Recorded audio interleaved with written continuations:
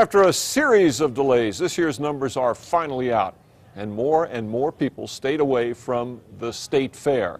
And once again, the fair brought in less money. In fact, the fair barely broke even this year. Now, this dose of bad news comes on top of last week's audit results, which shows the whole operation is on the brink of insolvency. Here's News 13's Scott Daniels. It cost about $5 million to put on the fair. The fair made less than $200,000 in profit this year. One state representative says it's a simple fix: give people more of a reason to come through the gates. Do you think the fair is in danger of closing?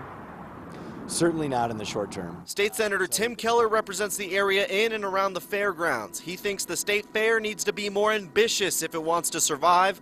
Only 370,000 people paid to come through these gates this year. That's down a whopping 30% from 5 years ago.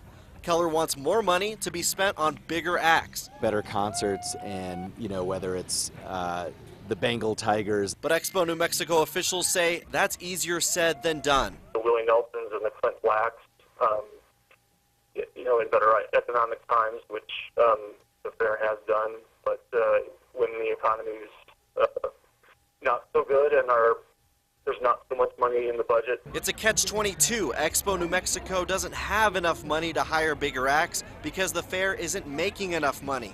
This year's fair brought in $500,000 less than last year's, down more than $2 million from '07.